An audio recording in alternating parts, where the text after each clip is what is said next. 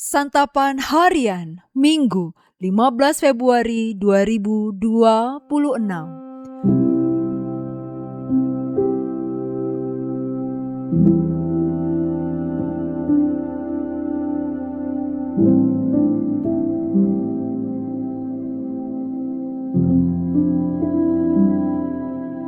Inilah program Santapan Harian, sebuah program yang mengajak Anda menelusuri isi Alkitab, agar Anda menemukan makna firman Tuhan sesuai dengan konteksnya. Santapan Harian tertuju bagi Anda yang ingin memiliki kehidupan rohani yang segar, kuat, dan sigap. Hari ini kita akan membaca Yosua pasalnya yang ke-7. Namun kita akan membacanya pada ayat yang ke-16 hingga ayatnya yang ke-26. Sebelumnya, mari kita berdoa. Ya Bapa, terima kasih atas kebenaran yang tersimpan di dalam firman-Mu. Semoga setiap kata yang kami baca hari ini memperdalam iman kami dan menuntun langkah kami. Di dalam Kristus Yesus kami memohon. Amin. Yosua 7 ayat 16-26. Keesokan harinya Yosua pagi-pagi benar menyuruh orang Israel maju ke depan suku demi suku. Lalu kedapatanlah suku Yehuda. Ketika kaum-kaum Yehuda disuruhnya maju ke depan, kedapatanlah kaum Zerah. Ketika kaum Zerah disuruhnya maju ke depan satu demi satu, kedapatanlah keluarga Sabdi. Ketika disuruhnya keluarga orang itu maju ke depan seorang demi seorang, kedapatanlah Akan bin Karmi bin Sabdi bin Zerah dari suku Yehuda. Lalu Yosua berkata kepada Akan, "Anakku, muliakanlah Tuhan Allah Israel dan mengakulah di hadapannya. Katakanlah kepadaku apa yang telah kau lakukan, jangan sembunyikan apapun dariku." Lalu Akan menjawab Yosua, "Benar, akulah yang berbuat dosa terhadap Tuhan Allah Israel. Seperti inilah yang kuperbuat. Aku melihat jubah yang indah buatan Sinear di antara jarahan itu, dan 200 sikal perak serta sebatang emas seberat 50 sikal. Aku mengingininya, lalu mengambilnya. Semuanya itu disembunyikan dalam tanah di kemahku, dan perak itu di bagian bawah." Lalu Yosua menyuruh orang lari ke kemah itu, dan benarlah, semuanya itu disembunyikan dalam kemahnya, dan perak itu ada di bagian bawah. Mereka mengambil semuanya dari dalam kemah, dan membawanya kepada Yosua serta kepada semua orang Israel, lalu menghamparkannya di hadapan Tuhan. Kemudian Yosua bersama semua orang Israel mengambil Akan bin Zerah serta perak, jubah dan sebatang emas itu, anak-anaknya laki-laki dan perempuan, lembu, keledai dan kambing dombanya, kemah dan segala miliknya. Ia membawa semuanya itu ke lembah Akor. Berkatalah Yosua, "Engkaulah yang sudah mencelakakan kami, karena itu Tuhan mencelakakan engkau hari ini."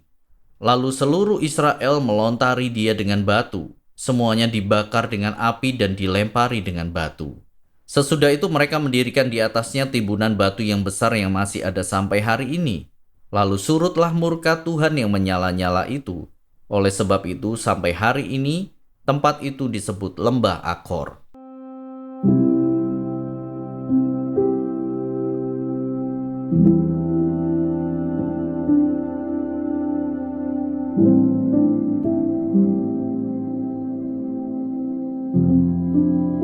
Sahabat Scripture Union Indonesia, kesalahan seseorang bisa berdampak pada banyak orang. Contohnya, ketika seorang pemimpin negara berperilaku korup, hal itu dapat merugikan rakyatnya. Selain itu, pejabat lainnya akan mengikuti jejak buruk tersebut sehingga korupsi merajalela di seluruh lapisan pemerintahan. Negara menjadi hancur dan dampaknya fatal bagi banyak orang. Hari ini kita belajar bahwa ketaatan manusia kepada Allah sangatlah penting. Dalam teks ini terdapat ketidaktaatan tersembunyi yang dilakukan oleh satu orang Israel, yang akhirnya menyebabkan kekalahan Israel dalam peperangan. Israel tidak mampu bertahan terhadap musuhnya karena dosa itu belum terungkap dan dihapuskan. Mujizat Tuhan tidak terjadi Dan kekalahan besar pun dialami karena ketidaktaatan satu orang. Kesalahan satu orang telah memberikan akibat buruk pada seluruh umat. Dari peristiwa di dalam kisah ini, Tuhan hendak menunjukkan bahwa setiap ketidaktaatan memiliki konsekuensi yang harus ditanggung. Bahkan dampaknya tidak hanya dirasakan oleh pelaku kesalahan, melainkan juga oleh orang-orang di dalam komunitasnya. Allah mengendaki kekudusan dan ketaatan, tidak adanya kebohongan. Selain itu, sikap bertanggung jawab dan mau mengaku salah jika melakukan kesalahan sangatlah penting. Oleh karena itu, setiap orang seharusnya bertanggung jawab untuk hidup dalam ketaatan. Dan demi mendidik umatnya, Allah pun dengan berat hati memerintahkan penghukuman bagi ketidaktaatan tersebut.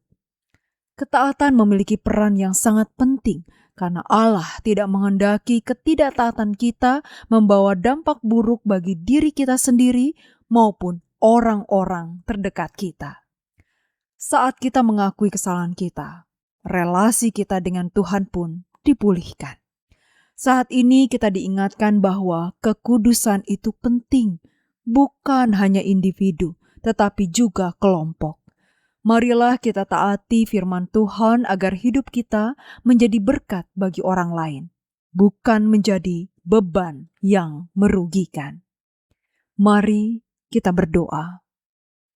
Kristus Sang Sumber Kasih, tolonglah kami untuk hidup sebagai berkat bagi sesama, bukan menjadi beban dalam relasi dan pelayanan kami.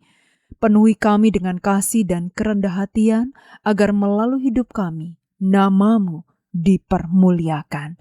Di dalam keagungan nama-Mu ya Kristus Yesus, kami memohon. Amin.